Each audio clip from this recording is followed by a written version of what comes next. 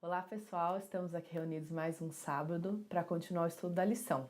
Hoje nós vamos estudar a lição 11, que tem o tema Dívida, uma decisão diária. Ela vem falando sobre sabedoria e prudência quanto a adquirir dívidas e gastar mais do que a gente tem. Isso na verdade é o mal do século, né? A gente infelizmente, como consumidores, gastamos muito, né? E temos a perspectiva de cada vez querer mais e mais e mais.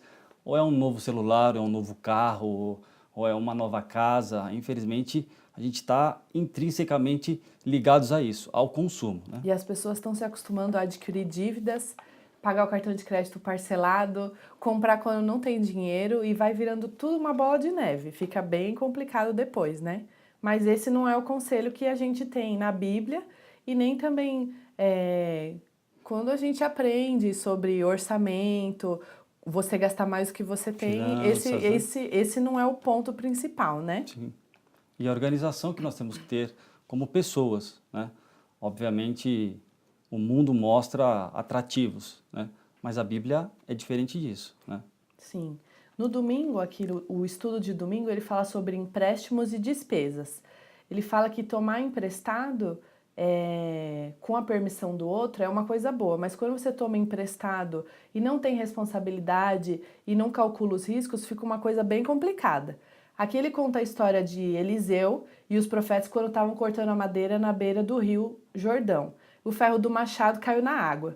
O jovem que estava com o machado emprestado, ele ficou desesperado, porque não era uma coisa que era dele. Então ele falou, o que eu vou fazer agora? O machado que é emprestado caiu no rio e a consequência é pior, porque se fosse uma coisa sua, às vezes você até assume o prejuízo. Agora, quando é uma coisa emprestada, ou você vai ter que pagar para aquela pessoa, e se você não tiver caráter algum, você vai falar, fica no prejuízo, você me emprestou, azar é seu. Esse é o risco de você pegar algo emprestado, né? Sim. Quando a coisa é sua, você já tem uma dificuldade e um zelo por ela.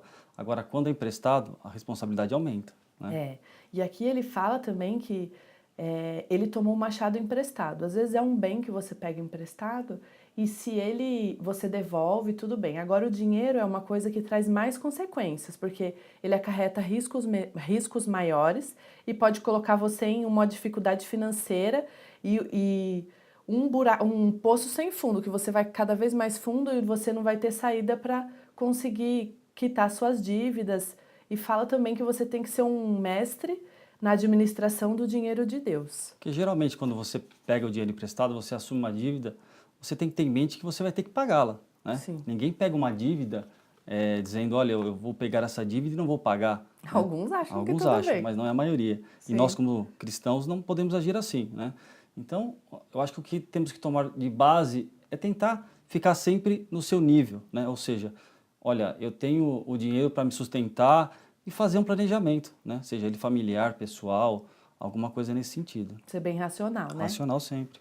Aqui na segunda-feira, o título é Mordomia e Satisfação Instantânea.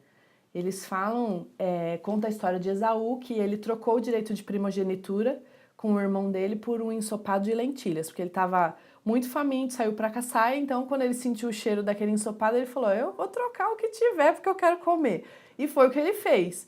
E aqui ele fala que ele foi dominado pela pressão do momento. Quantas vezes a gente não sai e fala, nossa, tá em promoção. Se você Vou adquirir, né? raciocinar, você não tá precisando daquilo, você tem outro em casa parecido ou igual mesmo, você fala, mas tá tão barato que eu vou comprar. Não é assim? Às vezes É o a gente faz impulso, né? isso, sim. Age por impulso, faz a compra ou adquire qualquer tipo de bem por impulso, sem saber as consequências. Ou seja, será que eu tenho condição? Eu vou conseguir pagar? Ou vou fazer mais uma dívida que não vai me dar nenhum tipo de benefício, E né? quando a gente chega em casa, às vezes você até se arrepende. Você Sim. fala, nossa, eu já tinha uma coisa parecida. Mas por quê? Você comprou no impulso. Aí cita Jesus quando ele fez os 40 dias de jejum, que ele estava quase à beira da inanição quando o Satanás foi tentar Sim, ele. tentado. Então ele poderia ter feito igual Esaú, falar assim, eu me ajoelho perante você, vou te adorar, porque você vai me dar de comer e beber agora. Sim. Mas Jesus fez o quê? Ele, racionalmente, ele falou, não, ele negou a tentação e falou assim, saia daqui, Satanás, e ele conseguiu resistir. Assim, Aqui é um caso bem mais extremo do que uma tentação de consumismo, mas se você parar para pensar, o consumista, ele vai gastando sem pensar. Sim. E se ele começar a raciocinar, o mínimo que seja, ele não vai comprar o que ele não precisa ou vai fazer uma dívida sem raciocinar, né? Maior do que aquilo que ele pode pagar, né? Geralmente. Né? E buscar uma satisfação instantânea Sim. também, que acho que é o errado, né? Ele fica descontrolado. Exatamente, exatamente.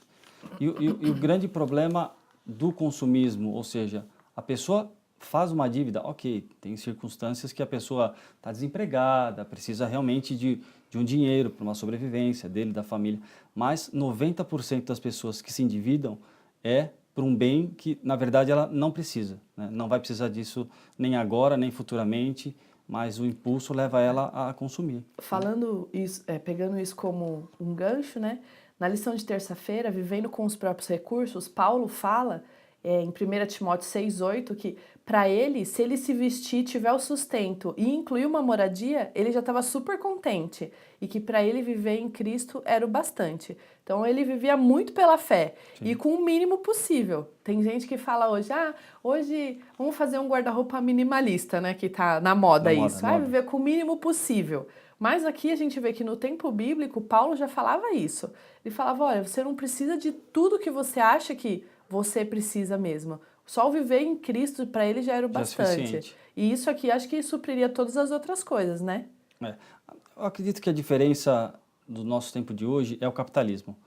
Nós vivemos num mundo capitalista onde você tem uma coisa, o seu amigo tem outra e você sempre quer ter mais. Sim. Né? E a gente não precisa disso. Né? Nós temos o suficiente. Olha, temos uma casa para morar, temos um alimento, é isso que ele traz aí na lição. E isso, assim, aqui fala que nada é nosso. Sim. A gente como cristão, sempre se planeja para devolver o dízimo e dar uma oferta. Deixa 10% para Deus, Deus fala, 10% é meu e 90% é seu. Mas é o contrário, 100% é de Deus. Ele deixa a gente usar 90%. Então ele fala, administra dos 100% que eu tô te dando, você vai administrar 90%. E se Deus, ele pede os 10% para que ele seja administrado na obra dele, como que a gente vai gastar os nossos 90% sem um planejamento financeiro, sem fazer um orçamento? A gente tem que tentar viver com o que a gente pode e se planejar, né? E ainda mais, né? A gente sempre quer gastar muito mais. Tirando os 10% do dízimo, a gente deveria ter um controle, né? Um controle ali financeiro. Mas, infelizmente, a parte carnal sempre quer mais, né? Do que já tem.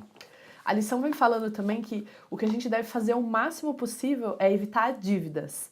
Ele desencoraja também, a Bíblia fala em Provérbios que a gente não deve ser fiadores das dívidas dos outros, porque isso pode levar a gente à falência, né? Você vai adquirir uma dívida que não foi você que fez para ajudar outra pessoa e pode ser que a outra pessoa não esteja nem se preocupando. Sim, ela faz a dívida contando com que de repente você possa vir a pagar. Né? Sim. Então, essa é a dificuldade de ter uma fiança, um fiador. Né? Na lição de quinta-feira, tem uma citação aqui que fala que a gente tem que se conservar dentro dos limites, evitando contrair dívidas, assim como evitaríamos a lepra. Então, nos tempos bíblicos, a lepra era uma coisa repugnante. Sim. Ninguém queria ficar perto de um leproso. E aqui fala que a dívida ela tem que ser tratada como uma lepra. Uma doença, né? Eu vou me endividar? Não quero. Não quero para mim isso. E ele fala que isso a gente tentar pagar as dívidas em dia, tentar viver de acordo com o que Deus determina, isso só vai trazer bênçãos para a nossa vida. Não vai trazer a falência, não vai trazer a desgraça, vai trazer bênção de Deus. E automaticamente, a hora que você tem uma dívida, você tem uma preocupação. Você não vai estar, vamos dizer assim, ligados completamente com Deus. Né? Então você vai ter essa preocupação. Você vem à igreja, você não consegue nem ouvir o sermão direito, porque você está pensando, não, segunda-feira eu preciso pagar essa dívida, eu tenho um irmão, eu preciso pagar o dinheiro emprestado que eu peguei do irmão. Né? E aquela pessoa, quando adquire a dívida, ela acha que vai pagar, mas as coisas mudam. Né? Uma preocupação hoje, sem fim. Exatamente, hoje você está empregado, amanhã você pode não estar. Né? Então, é essa preocupação que o cristão tem que ter. Olha, eu tenho que me programar para o futuro também, não hoje. Hoje eu posso ter condição. Então, faça um planejamento familiar, né? Coloque um dinheiro na poupança, no rendimento, onde quer que seja, mas tenha essa segurança, que daqui, hoje, você pode estar bem, amanhã não, né? Tudo muda. Aqui na lição eles falam o quê? Que a primeira coisa que a gente deve fazer quando a gente recebe o nosso dinheiro é separar o dízimo. depois pagar as dívidas, nossas responsabilidades ou contas e poupar o dinheiro, porque se a gente poupar, a gente vai ter para o futuro, a gente vai ter vitória em Sim. Cristo e nós também vamos ter a capacidade de financiar a obra de Deus. Você pode gastar mais do que você pode ofertar e dizimar mais do que Deus pede assim para nós. E se você tiver o dinheiro, isso não vai fazer falta, né? Sim, sim. E o dízimo é uma coisa muito pessoal, né? Você tocou no assunto, mas aquela pessoa que é dizimista, ela não se preocupa com os 10%, né? Isso se torna uma devolução, uma devoção, onde você está devolvendo aquilo que Deus lhe proporcionou, né? Então, o dízimo não é um peso, né? Não é uma consequência pesada do seu dia a dia. É uma coisa natural. Chega É no um final, pacto, é um né? pacto, você tem prazer. A pessoa tem que pensar, olha, o meu prazer é maior dar dízimo. Quanto mais eu recebo, mais eu quero dar o dízimo, né? E não Então, vai faltar. não vai faltar nunca, jamais. Aqui também na lição da escola sabatina eles falam sobre as formigas que trabalham para poupar o alimento para o inverno. Sempre que a gente observa as formigas, elas estão sempre trabalhando, porque elas sabem que vai chegar, é para o tempo das vacas magras, né, Sim, delas. Elas poupam porque elas estão administrando com sabedoria. o futuro, né? Sim.